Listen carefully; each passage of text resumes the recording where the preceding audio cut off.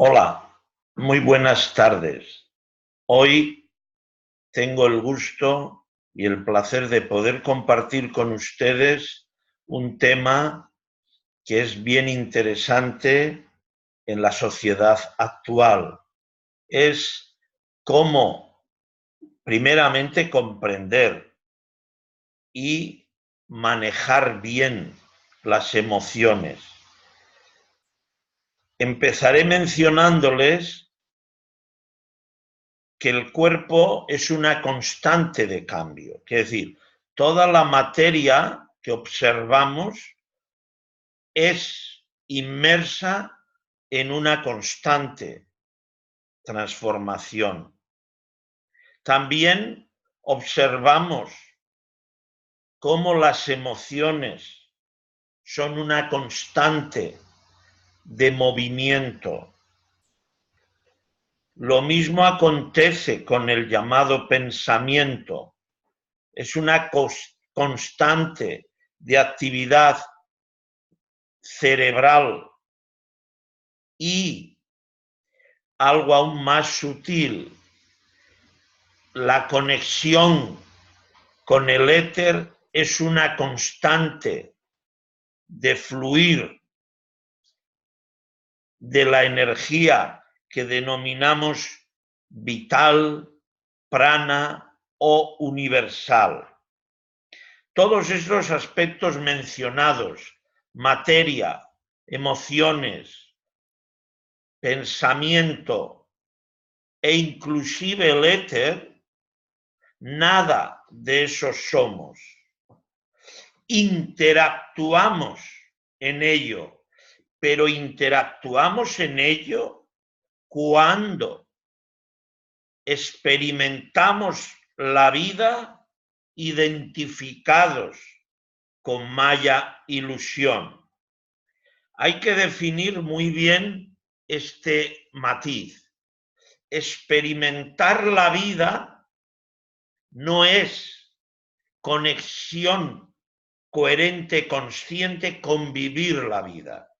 Vivir es conexión en Atman, en lo que es verdadero y absoluto.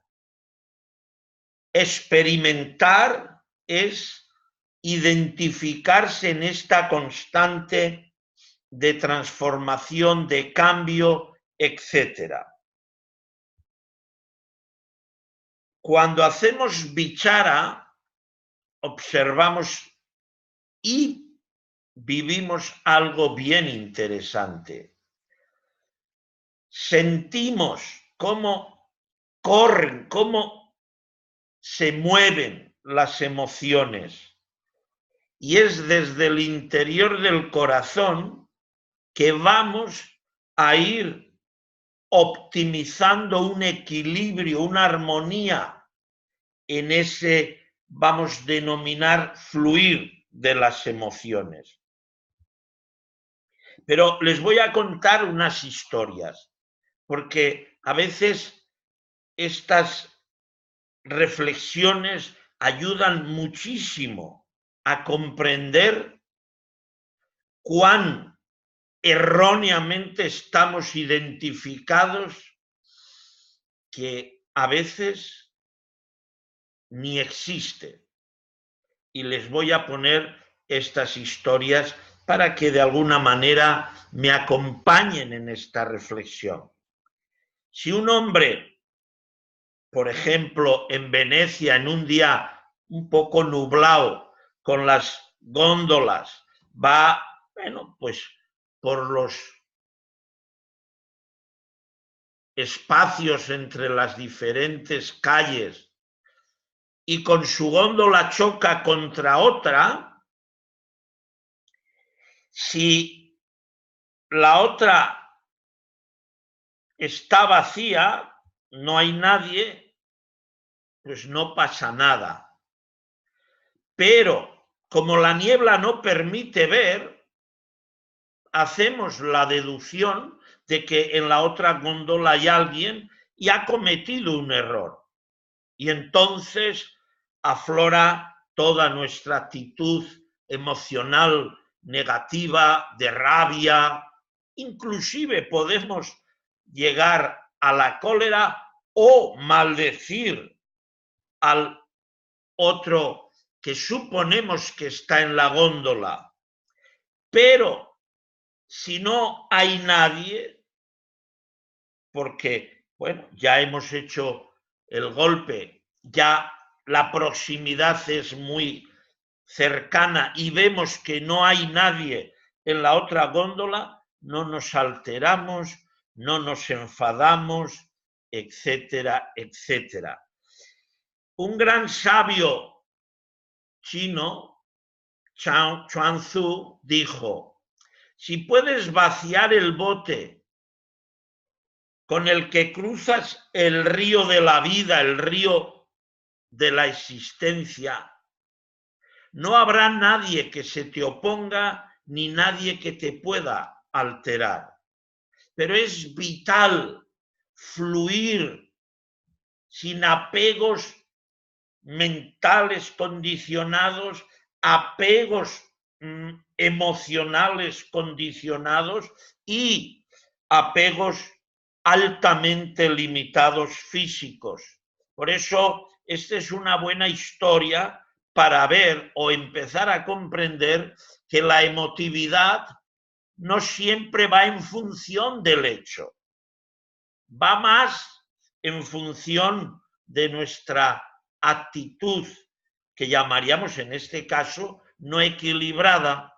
Una segunda historia bien interesante es la de unos amigos que en su juventud, en afán de querer mejorar su vida, sobre todo, ¿verdad?, económicamente, etcétera, pues emigraron de su pueblo a Brasil. Estos señores eran leñadores y cuentan que eran muy trabajadores, pero bien trabajadores. Uno se llamaba Aitor y el otro Josecho. Y trabajaron mucho, crearon una gran empresa de exportación de madera y de fabricación de muebles, hicieron inmensa fortuna en pocos años. En muy pocos años el éxito era muy grande. Un día parece ser que uno de ellos le vienen unos amigos y le avisan y le mencionan: mira, la policía te está buscando porque parece ser que una mujer salió de tu casa gritando y con todas las ropas rotas y demás, acusándote de que habías intentado violarla, etcétera. Y por un lado la familia y por otro lado la policía, pues te vienen, te están buscando. Entonces, el hombre, pues como buenamente pudo, en un barco, con la ayuda de algunos amigos, pues se fue de Brasil, porque si lo encontraban los familiares lo mataban, y si lo encontraba la policía, pues lo iba a detener. Y él ya en su pueblo pasaron muchos años. Y allí en Navarra, bueno, todo el País Vasco, hay costumbre los fines de semana jugar al mus, es jugar a las cartas. Y todos los sábados, cuando iba a jugar a las cartas, ya era pues una aptitud muy popular decir: oye, Josecho, ¿qué es lo que pasó en Brasil? Y Josecho se ponía colorado, en cólera, rabia, una actitud pero muy agresiva, muy negativa. Se le aceleraba también el ritmo cardíaco. Y esto años y años, pero miren cómo son las cosas. Llega un momento que había en aquel pueblo y en aquel preciso instante en el bar un señor ya anciano, porque claro, ellos ya habían pasado muchos años, y vio la situación de la escena, que era ya muy habitual, como digo, los fines de semana, Y entonces se le acerca a Josecho y le dice, oye, Josecho, perdona que te interrumpa, ¿verdad? Pero es que he visto cómo, en fin, cómo te pones de colérico, de mal humor e inclusive de agresivo, ¿no? Hacia Aitor. Porque Aitor, luego, indudablemente, ¿verdad? Se supo, fue el que organizó con la mujer aquella toda aquella escena para él quedarse con toda la empresa. Lo de la mujer fue todo un, en fin, un engaño. Pero, claro, este hombre, pues ya no podía volver, etcétera, y entonces ya digo, esta ira, esta rabia. Y entonces le dice el señor mayor, mira, Josecho, Aitor, a los 2 años de tú venir para España, murió en un accidente con un árbol. Entonces, fíjense la paradoja, qué interesante. Josecho, 30 años en su pueblo, odiando, encolerizándose, alterando su salud por algo que no existía. Es espectacular. ¿Ven cómo es a veces de erróneo el manejo emocional? Idealizamos, identificamos, suponemos, pero no está ocurriendo. O, como es el caso de la historia que les he comentado, el señor no vivía ya y el otro años y años y años en cólera hacia un individuo que ya no existía. Esto, si lo analizamos, es algo que ocurre a menudo o acontece en mucha gente. Mantienen emotividad negativa en función de algo que no está ocurriendo. No está ocurriendo o no existe la característica circunstancial ni para que ocurra. Es espectacular. Y ya la última historia que les quiero compartir es la de un señor ya mayor en China. Indudablemente él antes de, pues ya veía, ¿no?, que eran muchos años, decía, bueno, antes de morir me gustaría ver el pueblo donde nací y si quedaran vivos amigos o amistades, saludar, en fin, reencontrarme un poco con aquellas vivencias de la niñez. Entonces suben en el autobús y iban con el autobús caminando y pasaban por unos sitios que había unos ríos, unas grandes montañas, etc. Y entonces junto a él iban unos turistas que habían ido a ver China y en un inglés ahí medio mezclado, pues llegaron a comprenderse y el anciano les dijo cómo él pues quería, ¿no?, regresar a su pueblo natal. Y entonces los jóvenes pues le comentaron al anciano, mira, anciano, las montañas donde tú jugabas de niño, mira, anciano, el río donde tú pescabas de niño. Y el anciano se iba sinceramente emocionando. Es más, hasta alguna lágrima de emoción, de una sana satisfacción se le veía. Y entonces el anciano decía, ¿será que todavía viven mis amigos de la niñez con los que yo iba a pescar y a jugar?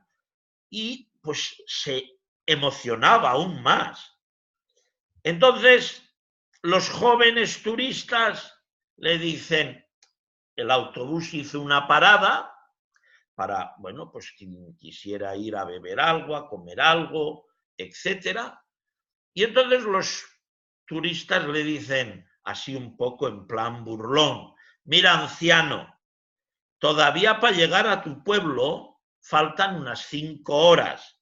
Todas esas montañas y el río que viste, vamos, nada que ver con tu pueblo. Y ja, ja, ja, y se echaron a reír. Y bueno, pues el anciano se quedó sentado allí al lado del autobús, así en una actitud, pues, seria, que podríamos decir reflexiva, etcétera. Salen los jóvenes del lugar donde habían estado comiendo y bebiendo antes de montar al autobús y ven al anciano serio, lo ven triste.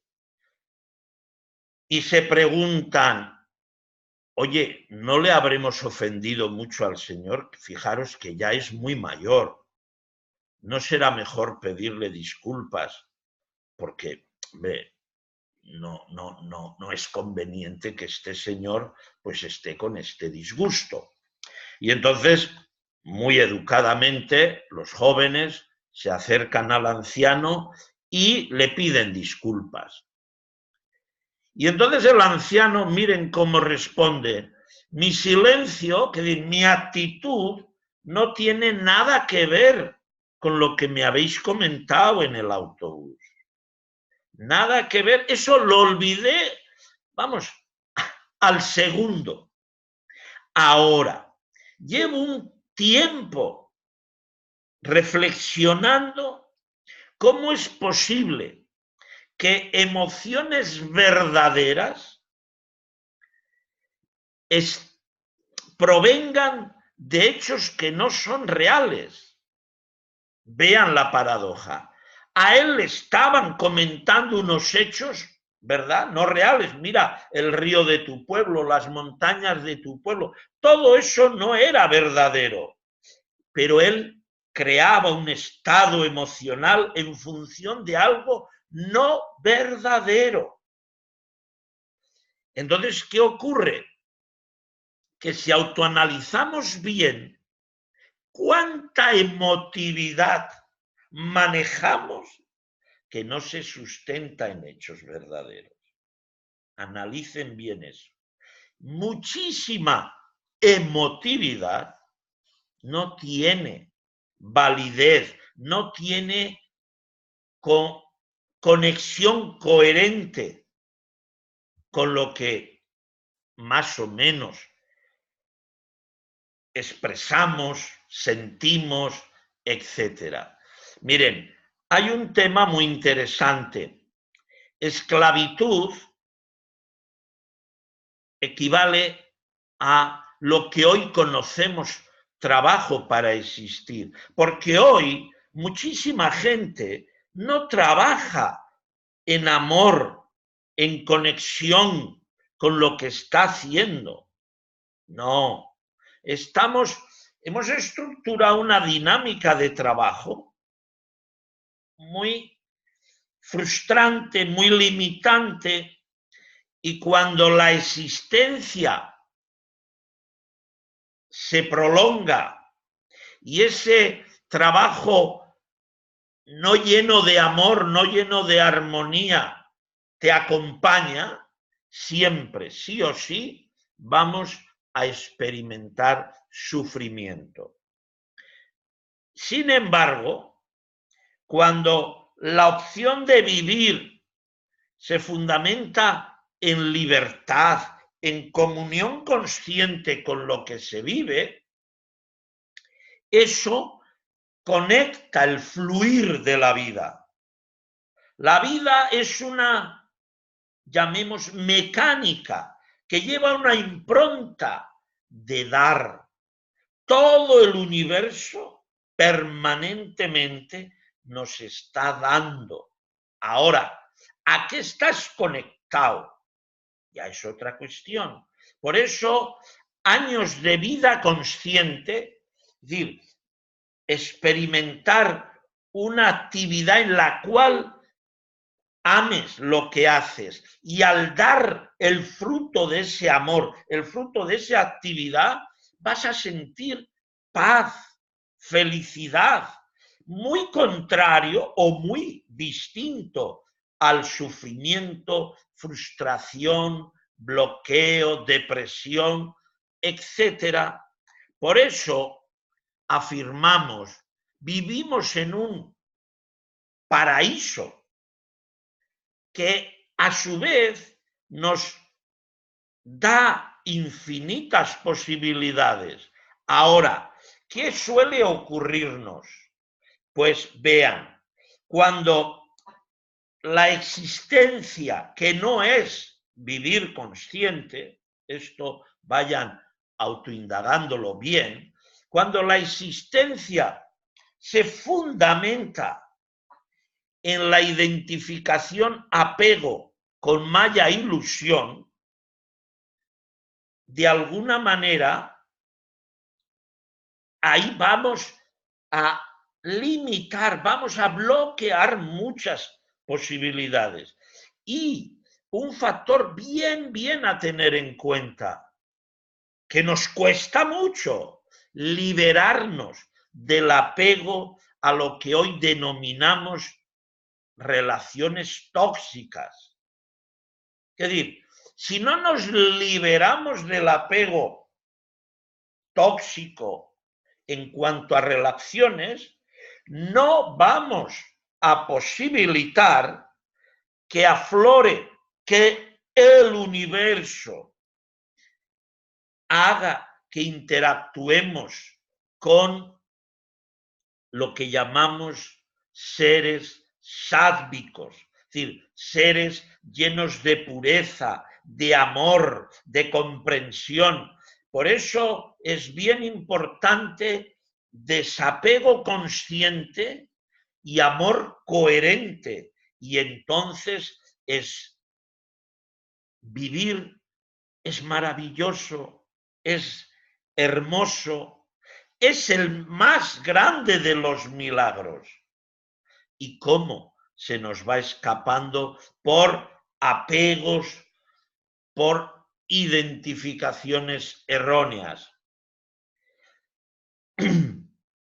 Ahora que sabes más de cómo se maneja este mecanismo de identificación y apego emocional, es conveniente que mucho de lo erróneamente aprendido sepamos liberarnos de ello. Inclusive hay muchísima creencia, y no solo religiosa o no solo filosófica, hay creencias ya inclusive científicas que bajo el estandarte de gran racionalidad son pura limitación. Si eso no lo sabemos liberar, dentro el equilibrio, el fluir armónico, no va a ser la presencia en el día a día de nuestra vida. Las gunas, en la filosofía oriental, se identifica con las tendencias de la mente. Tendencias que son tamas, rajas, sattva. Estas tendencias conectan, dan vida a esto que llamamos lo efímero. Lo efímero, si observan bien, tiene principio y tiene fin. Por eso, maya ilusión, que es una identificación con la estructura mental condicionada, se mueve en una realidad de polaridad, de principio, fin, tiempo, espacio, bueno, malo, etc. Todo eso hemos de saber liberarlo, porque la esencialidad de aquello que somos es más allá del apego egoico mental. Por eso es muy importante el liberarnos del apego diverso emocional. No es que no vivamos emociones, no, sino no estemos apegados ni al mundo material, ni al mundo emocional, ni al mundo mental. Seamos libres. Y ahí se da el milagro del amor y de la felicidad. Por eso es muy importante, observen, muchísima gente confunde el no ser y toda la identificación de experimentar la vida en sufrimiento con el ser. El ser no necesita nada. El ser es parte inmersa en lo absoluto. Es parte del todo. ¿Qué le voy a ofrecer al todo? ¿Qué le voy a dar al todo si ya es? Por eso es muy importante no identificarse en la erroneidad de aquello que no somos. Somos conexión en el fluir vital de lo absoluto. Y por eso recordamos, y vean en esta gráfica todo ese flujo de patrones de vibración, somos inmersos en un mundo de infinitas posibilidades. Entonces, el potencial de armonizar, de vivir, es en cada uno de nosotros. Pero ya es, no te lo tiene que dar nadie, solo tú has de saberlo aceptar. Miren, nosotros en Bichara vivimos, compartimos vivencias sencillas, pero de una liberación tan armónica que afirmo y me autorrecuerdo, el milagro de vivir la vida es hermoso. Por eso, muchas gracias, les invitamos a que sigan compartiendo y nos den la posibilidad de compartirles, bueno, cosas sencillas, pero que nos están sinceramente ayudando a vivir mucho mejor. Gracias.